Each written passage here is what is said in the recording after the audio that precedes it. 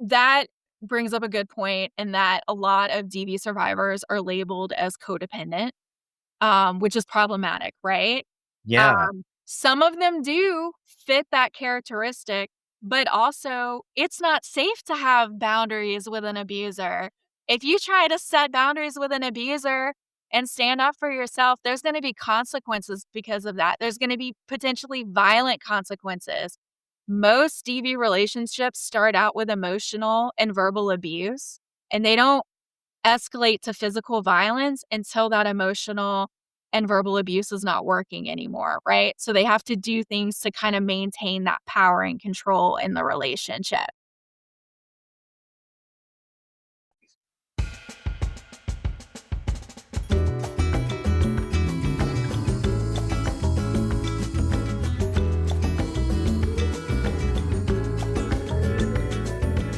Welcome to Season 2 of The Cultured Therapist, a podcast for the curious and the bold to come together and discuss topics, interests, and experiences of the mental health care field. I'm your host, Arsene Winters, a licensed professional counselor in the state of Louisiana, and I work in the field in private practice. Each episode, I interview a helper from a specific region of the United States that is providing care for others through this work.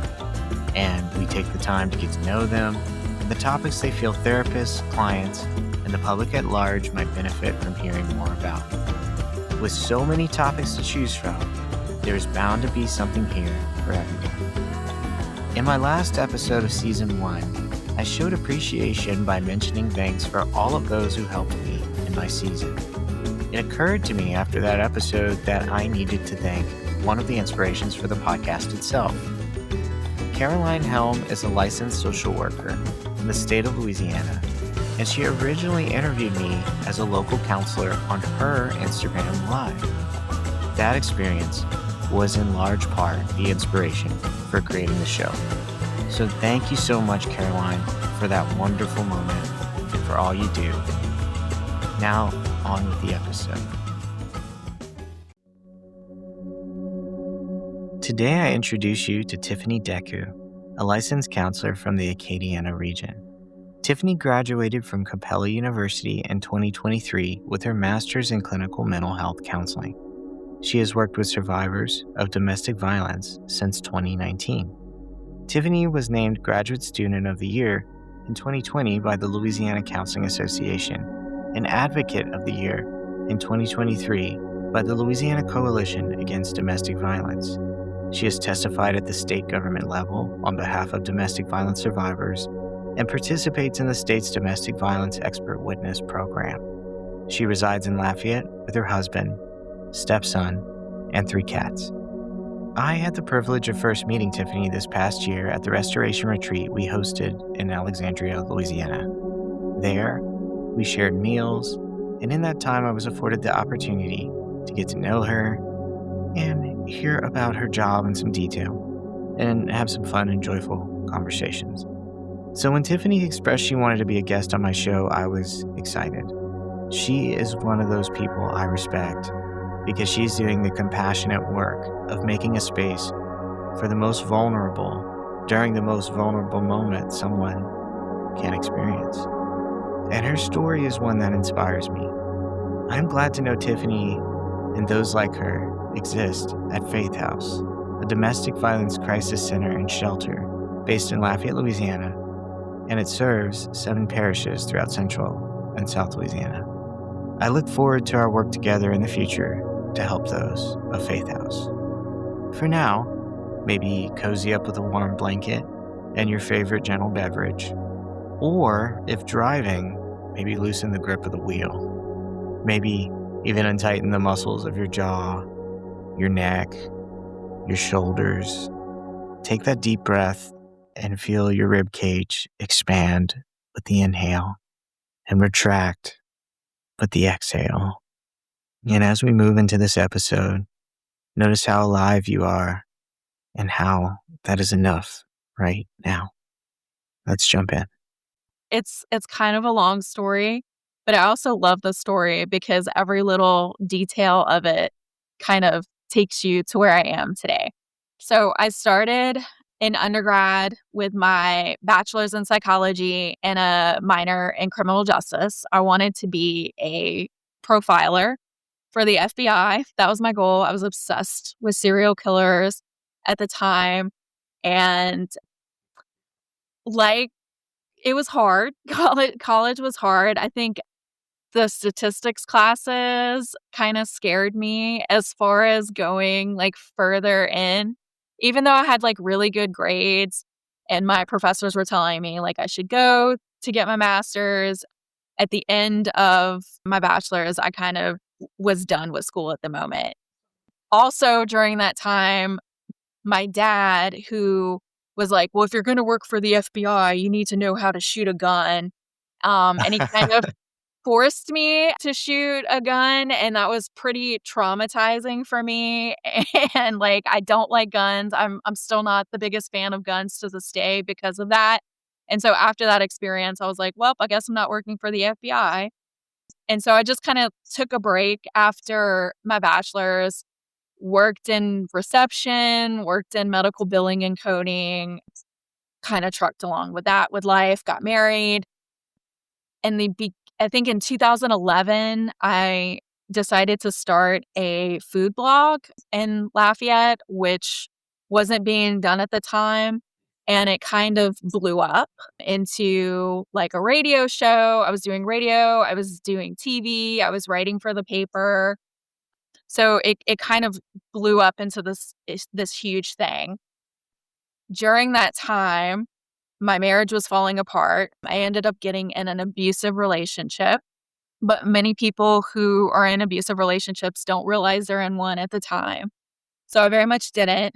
And right before the radio show started, was about, to go on the air, that relationship ended very traumatically with my brother actually getting arrested for ag assault with a deadly weapon. So it was this huge ending that unfortunately needed to happen that way because I don't think it was gonna end if it didn't happen that way.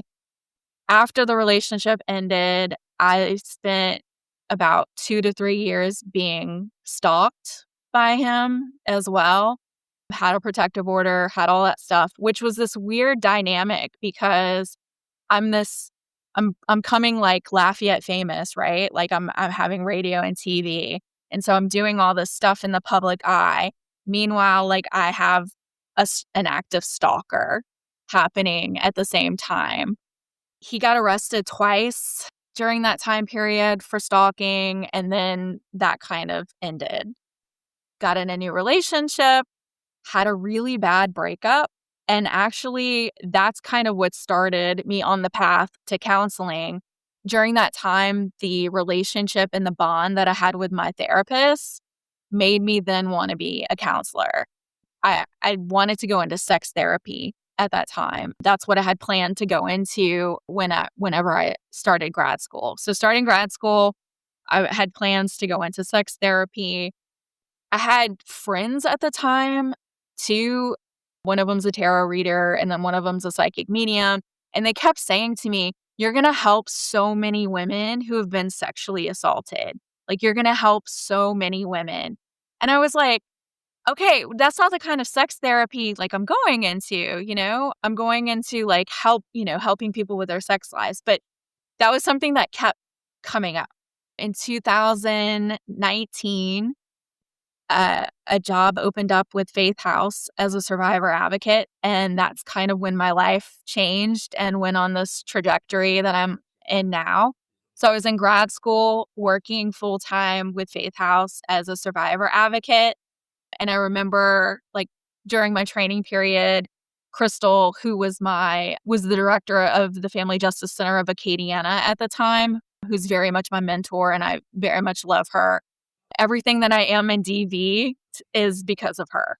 She showed us this training on trauma, and it completely changed the trajectory. So like I started everything that I was doing in grad school. I kind of centered on domestic violence.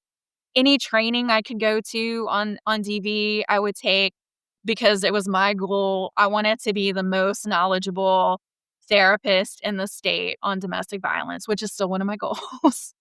but it kind of changed the path. And then it made me realize too, okay, well, I started out at the beginning of this journey wanting to work with perpetrators of violence. And now I'm working with the victims. I'm working on the victim side of thing of with people that have experienced violence. And then there is that sexual component to it as well, like not necessarily specifically sexual assault, but like majority of women who have, been abused by men. Looking back at your journey, is there anything in particular that you think really made you understand domestic violence at a level that has been helpful in the work that you do? So I think actually experiencing it as well, I think about it. There's so many parallels between domestic violence and substance abuse. And I know in the substance abuse community, a lot of the counselors and therapists that are involved, have previously had histories with substance abuse, right? And it kind of helps in that recovery and that connection with your clients that are experiencing that. I fully feel like that with domestic violence as well.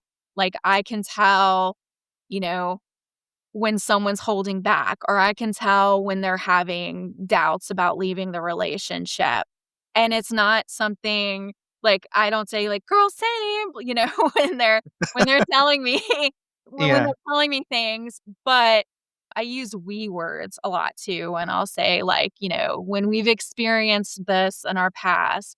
And some of the clients that I work with, they don't know my whole story, but they do know like I'm a survivor. And then, especially with stalking victims, I will sometimes share that a little more too, because stalking is so psychologically damaging. And Yeah. most people don't get it or understand it.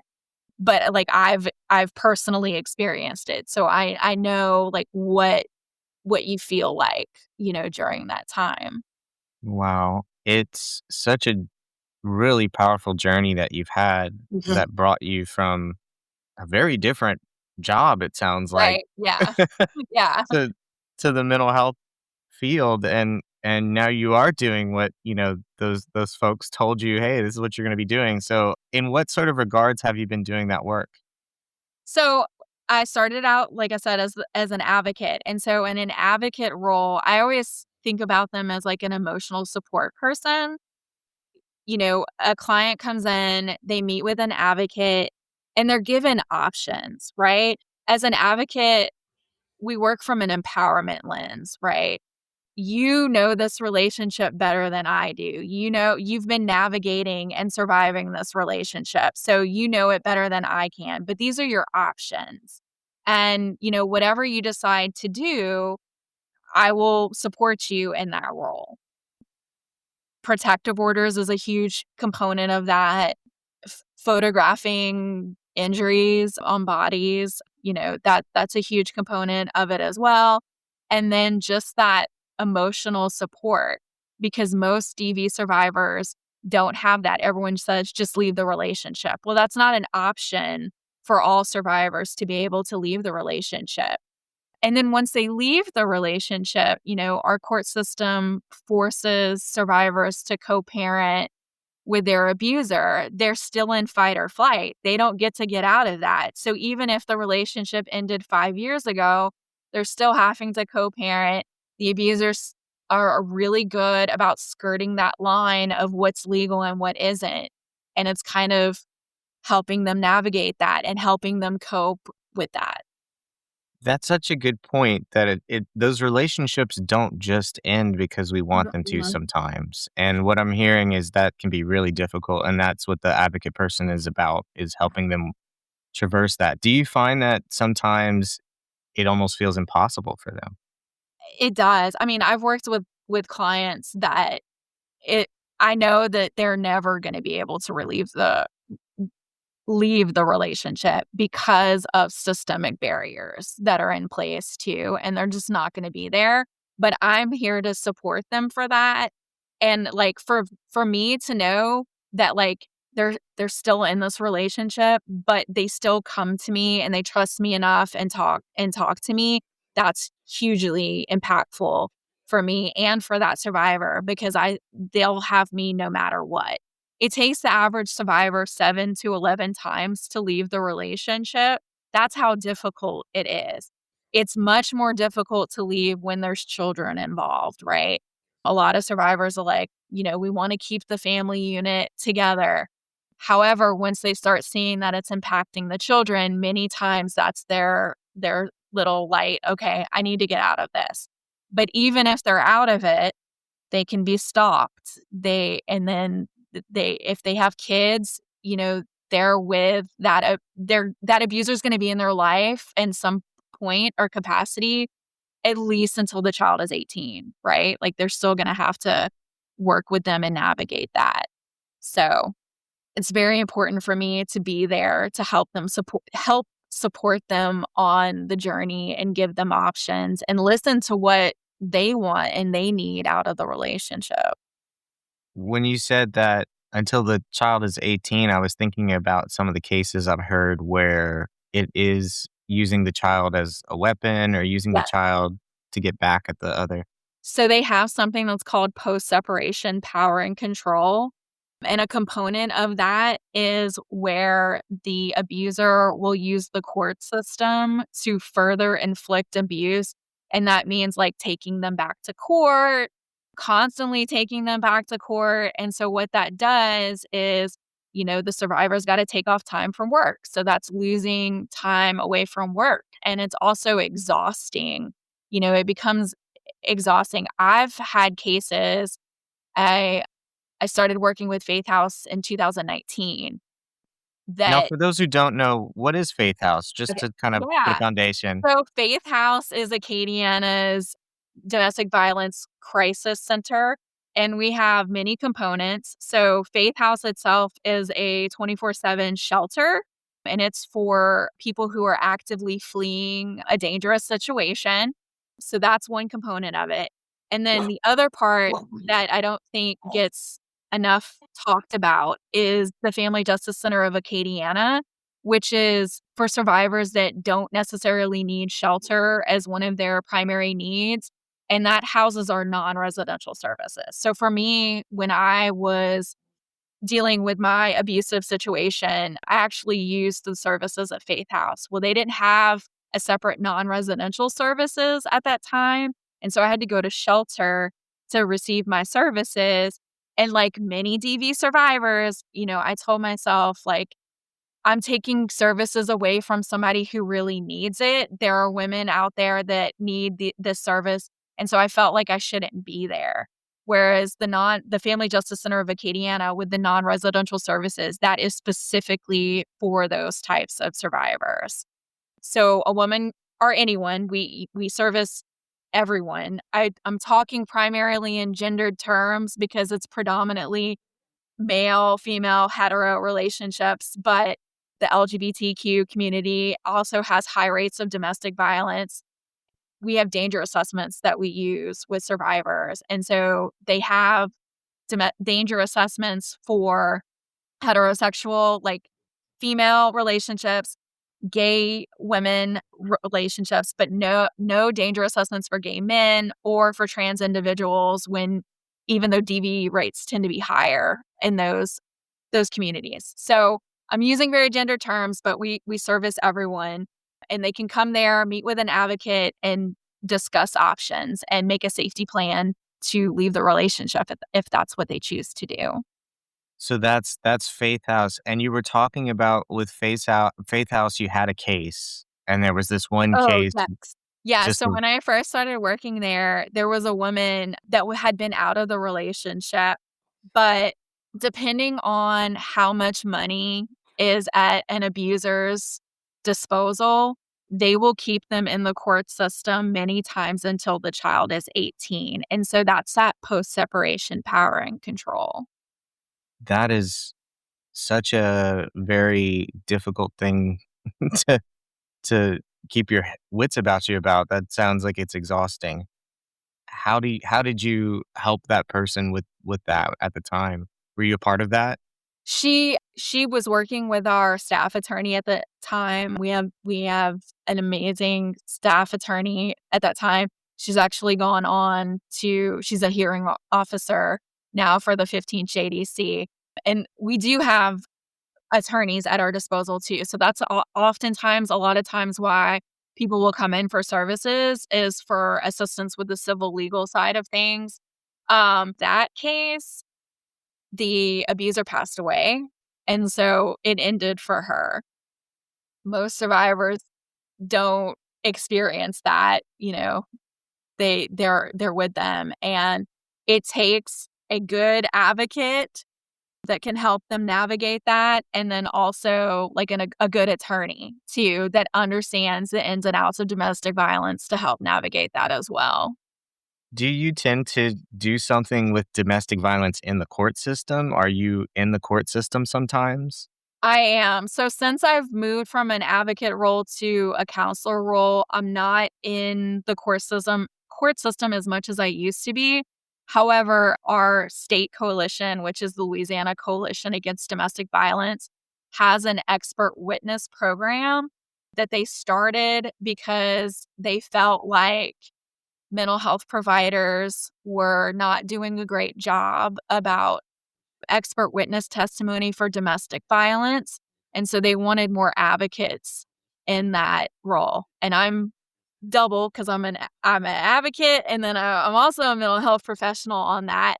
So we do get assigned to cases to kinda talk about the dynamics of domestic violence.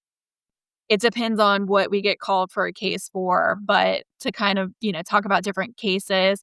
I actually have a very niche interest in the expert witness program about talking about non-consensual versus consensual strangulation, because that comes up a lot in strangulation cases of saying, oh, she wanted it rough, and kind of, differentiating between what's consensual versus non-consensual.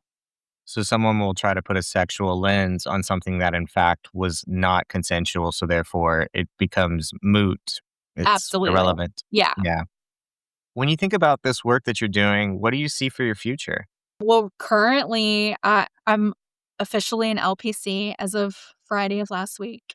Um, Yeah, congratulations. Thanks. That's right. Yeah. Yes. So, I am undergoing narcissistic abuse recovery certification, which is so long to say. So I say those in the know what I'm saying when I say NARC certification. So I'm doing NARC It's a little different than certification.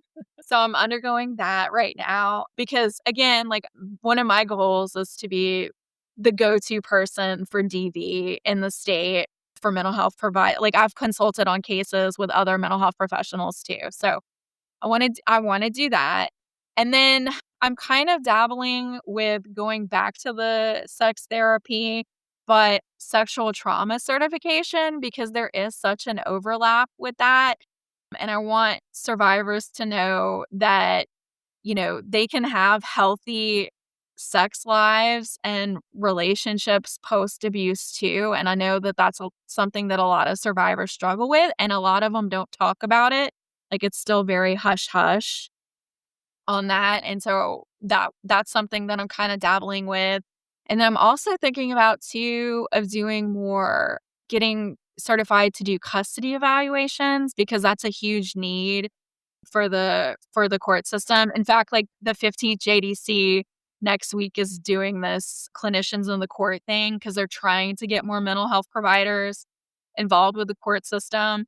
And I find that there's custody evaluators that, are not knowledgeable on DV and are kind of doing not great things when it comes to custody evaluation. So I wanted to get more involved with that as well, potentially.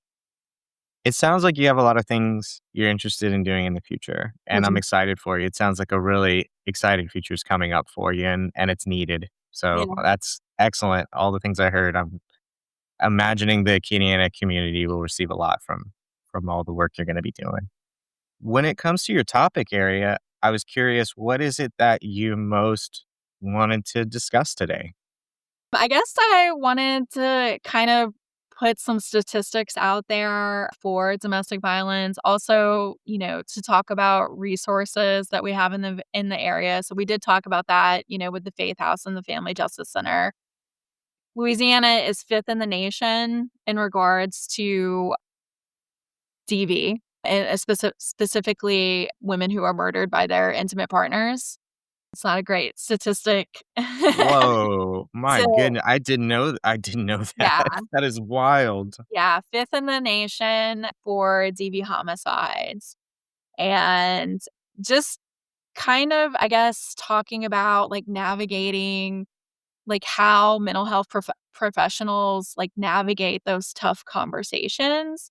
I will say in my own journey, I had started counseling when I was in the abusive relationship, right? Many survivors do. That's one of the things abusers tell them. They're crazy, they need help, you need to go see a therapist. I went to see a therapist. She did not name it abuse. She just said, I think you need to get out of this relationship. Y'all don't need to be together. And she kind of left it at that. Once I got out of the relationship, I went back into therapy. And she was like, "Oh, yeah, it was an abusive relationship." And then she was like, I'm moving." She's like, "I'm moving. I'll refer you to another therapist here in town," which was great because, like, she referred me to the other therapist in town, and, like, I saw him up until he retired at the end of last year. So, like, I saw, like, that's how much that just the therapeutic relationship and bond can help an abuse survivor, right? They don't Yeah, have that. They don't they don't have someone that they can go to because most people have judgments, their own judgments about leaving an abusive relationship. Most of them are like, "We'll just leave," right? But that's not easy for most survivors to be able to do. And then when you frame it that way, many survivors have tendencies to want approval, right? Even from the mental health professional, right? mm, And so something that's interesting in the certification that I'm doing now is, we're always taught when a client comes in and they're attending to us that we're like, "Nope, that's not your job. Like, I'm here to attend to you," kind of thing. That doesn't necessarily work great with DV survivors and can actually harm the relationship because that's so used to what they're doing. So it's actually, you have to kind of balance it, right? Like, to not completely shut them down at first, but kind of work towards that in the relationship. Again, that's like why that just the relationship with DV clients is so important. it sounds like one of the things that happens is that there is this borrowed functioning. I've heard that terminology used Mhm. before, where the individual who's in a relationship is almost feeling like I can't leave, they can't live without me almost. I don't Yeah. know how else to say that. Tell me more about that. So that brings up a good point in that a lot of DV survivors are labeled as codependent, which is problematic, right? Yeah. Some of them do fit that characteristic, but also it's not safe to have boundaries with an abuser. If you try to set boundaries with an abuser and stand up for yourself, there's going to be consequences because of that. There's going to be potentially violent consequences. Most DV relationships start out with emotional and verbal abuse, and they don't escalate to physical violence until that emotional and verbal abuse is not working anymore, right? So they have to do things to kind of maintain that power and control in the relationship. So labeling them as codependent puts the blame on the survivor, right? Again, that's not helpful for those in the relationship, and most of them aren't codependent. Most of them have to, for survival, navigate everything around this other person. That's a good point that you're raising, and I've never really thought about it before until you said that, but fight or flight and codependency are not mutually co compatible. Mhm. You can't be codependent and be in fight or flight. Right. Is that accurate, you think? Yeah, I would say that, Wow. yeah. And I mean, so many DV survivors have their trauma response is fawn or freeze, like, so that's their behavior, that's what they've developed to survive. Many DV survivors, if we go back and talk, like, they saw DV with mom and dad too, so it's like that modeling of, like, what's normal to them kinda thing, and they have to navigate, like, other people's behaviors to be able to survive. There is so much there as far as intergenerational trauma Mhm. and repetitive patterns of DV, I imagine, that get brought up a lot. With a lot of the women that you've worked with, do you find that that tends to be the case more than not, or is it actually I would the I would say that it's more so mm, than the norm. So, some things that I've noticed with my population is that I've had maybe 2 or 3 clients that I say what I say is graduated, like, they've graduated from therapy because the relationship ended, all their symptoms resolved, they're off their psychotropic medications, so we know what the problem was, right? The problem has resolved itself, and so their mental health issues that they were having have also resolved. However, majority of the clients that we work with have long-term intergenerational systemic trauma. Many have childhood sexual abuse in their past, and it's just like a repeat of things that have happened throughout their lives. And so for those survivors, I started counseling in 2023, and I still have clients that I'm working with now from that time, and we're just now getting to a point where we can kind of, like, work on some of those things. One thing will resolve, and then, like, another thing will kinda, like, pop up with that as well. yeah, I've always found that the system, which I like to call the actual, like, fight or flight Mhm, response, the system has to treat it as a memory as much as it can before it can mhm, really start to process it as a mhm. memory, and a lot of times people are still kind of in it, I guess? Is that what it is you're finding? Yes, like, I mean, they're still in it.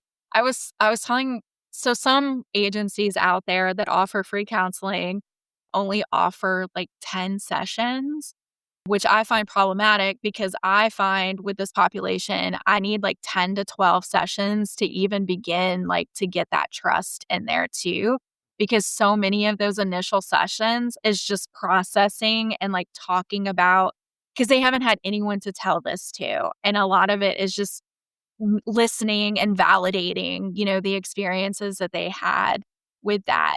Another thing with this population, so my counterpart in at Faith House, she's also an LPC and she's EMDR trained.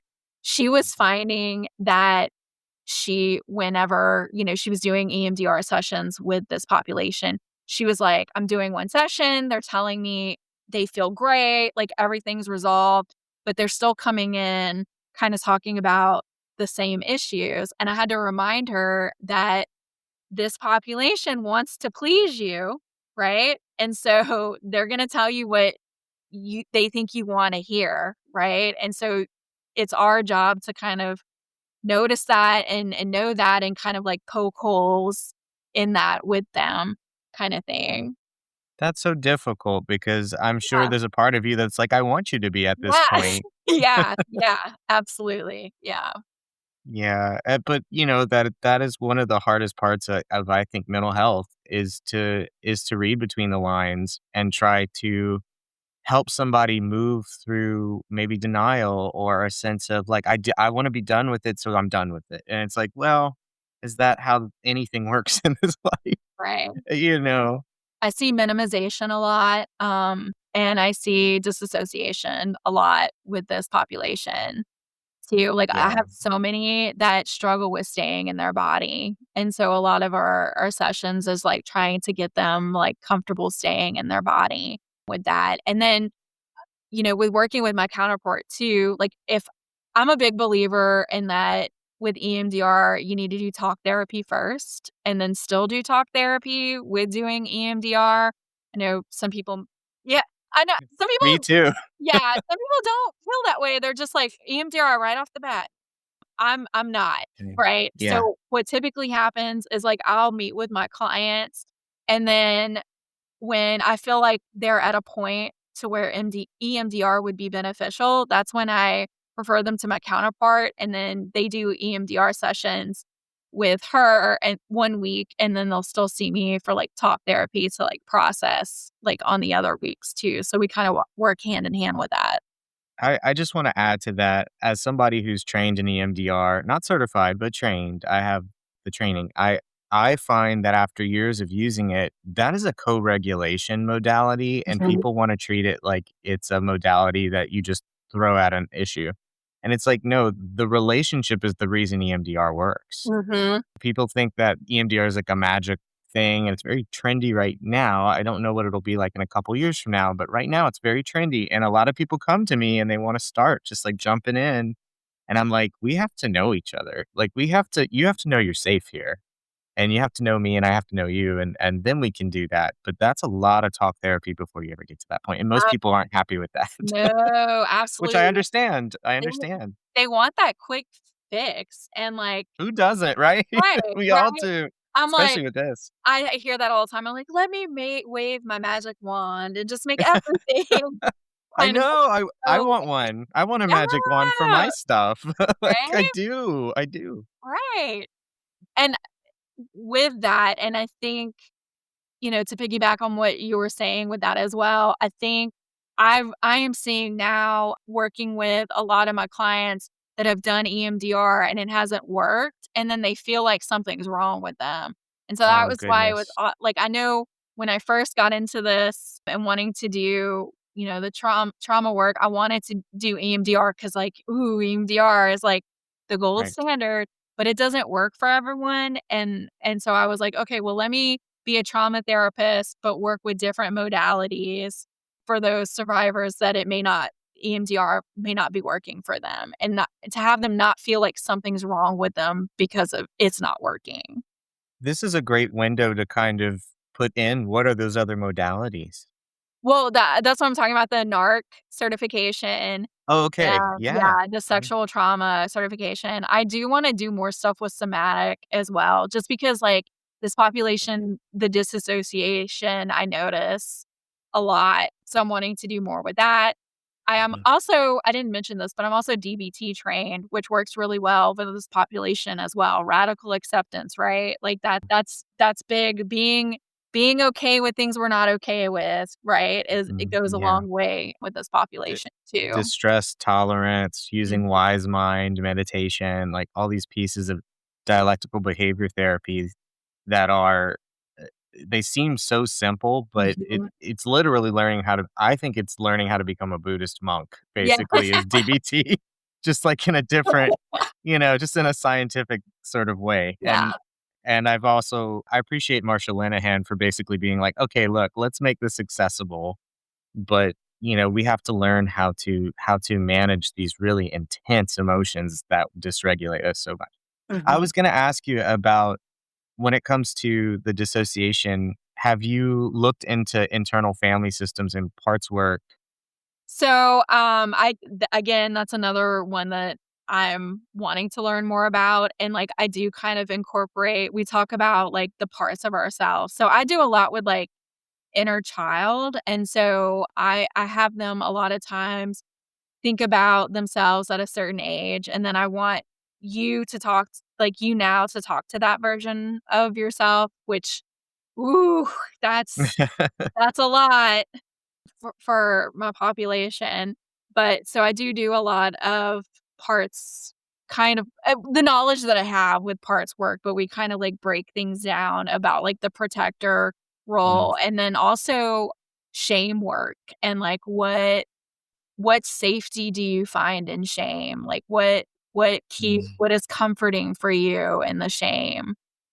with IFS, the reason I learned it was to work with dissociation because Mhm. you can create a conversation with the dissociative part of self, which ultimately can help them to stop dissociating, which to me is like magic. That is a magic Mhm. wand to me. Like I've done it before a couple times with different clients and it actually works. And I'm like, Yeah, oh my goodness, you are no longer dissociating when we talk about this now. And it blows my mind every time. So just a heads up, yeah, if you do want to get into it, that's one of the main reasons I use it is for dissociation. nice, okay, yeah, Yeah. I dedefinitely wanna look at there's, like, so many little niche I know, I things know. that I'm like, "Ooh, I wanna do that, I wanna do that, I wanna do that." Yeah. 'Cause I'm also talking about, like, maybe I'll get some more experience with addictions because there is a lot of overlap. And, like, the narcissistic family unit, like, mimics the addiction family unit. Like, there's so many similarities between Mm. how both family dynamics work. So I was like, "Maybe I'll get some addictions in there too." So many things to pull from. It is like a smorgasbord of help. Like, I Yeah. just wanna help everyone Yeah. and know every way to help everyone. And yeah, it's you have to build that tool belt so full sometimes, especially with this population. I imagine they really have a lot going on other than the domestic violence, Yeah. there must be a lot of other things. So I tell, when we get interns, because we're working with interns, counseling interns now, that they'll see in everything from adjustment disorder to schizophrenia. Like we have the gamut, right? And Yeah. that piggybacks on that lifelong incidences of traumatic events that many of our survivors have dealt with. Wow. It's amazing the work you're doing. I can't believe some of the things we talked about today, how much background, how much I can tell you put a lot of heart into this. That's what I Mhm. really wanna say, and I I'm can tell you care. Yeah, I'm Yeah. very passionate about this work. I get very angry when I'm working with clients that have had a bad experience in therapy in regards to domestic violence. So I just I alwa every year I take I forgot what it's called. It's like the Enneagram thing to tell, like, what you are. Every Yeah. every year I get the advocate, like, every single year, because I like to take it to see, like, what's changed. I think one year I got the counselor, but it's been consistently, like, the advocate, and so I think that, like, I'm not naturally born advocate, I would say, and this is, like, what I was put on this earth to do. Well, everyone who has that benefit of meeting you probably would agree, and everything that you're doing is making a difference. It's quite obvious. Yeah. Yeah, how was your time when you were working at Faith House? How was your time spent there? What were some of your roles? So, I'm still working at Faith House.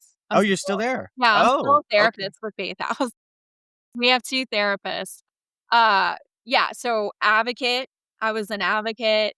I was executive director of a family justice center for about 6 months and realized that I love direct services and was not ready to step away from direct services, and so went back down to therapist.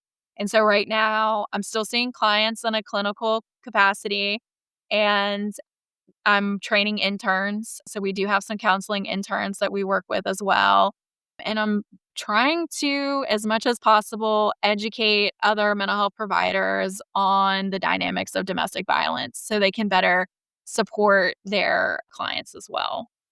Okay, so we're probably gonna wrap up soon, but I Okay. wanted to ask if you had one thing, like let's say there's someone out there who's going through it right now and Mhm. they are in a domestic violence situation. They've seen some of the signs, they see some things are going on that are difficult. What is the one thing you would want them to know? That there is help out there, and you can leave if you wanna leave, and it does get better with support. How can folks who want to get in touch with you reach you? So the easiest way is to call the Family Justice Center of Acadiana directly. Do you want me to give the phone number? Yes. Okay. It's area code 337-210-5986, or they can email me. You can just put a link to my email address because my name is spelled weird. To spell it out for them. Faith House does have a 24/7 crisis line. We service Lafayette Parish, Vermilion, Evangeline, St. Landry, Acadia. And then we actually have 2 shelters. We have one in Acadiana, and then we have one in Central Louisiana. So we also service Avoyelles and Central Louisiana as well. Wow. So definitely regionally available. Mhm. Absolutely. Is there anything else that you want to note before we start to wrap up? I think that's it. Well, I just want to say that I have learned so much. I've learned some things today that I didn't know. I have Yay! such I have such a respect for someone who does the type of work you do. And I just if if other people can't thank you right now, I just want to say I thank you because I know I've had so many clients who have, I believe, used the shelter and have used these services. And I also have different folks I've had the privilege to work with who I know have used those services. So Mhm. the fact that you are one of those people that keep that running and keep people safe in that way, it's I don't have words for how I feel Aw, about that. thank you.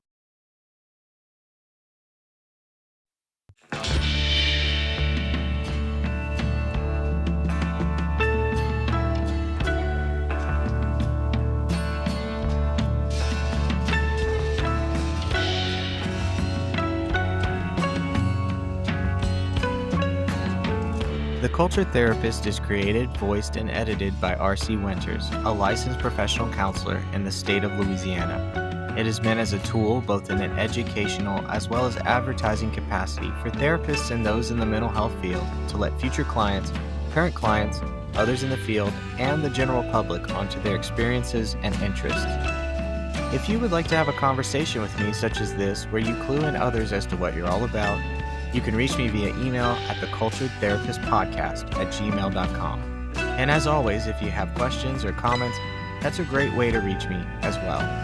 If you thought today's topic, the interviewee, or our format is worth recognition, please follow our podcast, leave a like or a review, and/or please share it with any family, friend, colleague, or otherwise that you feel might get something out of this podcast. Your help in those ways is most appreciated. Until next time, may you continue to grow, may you continue to thrive, and may you continue to aspire. From The Cultured Therapist, I am R.C. Winters. Catch you next time.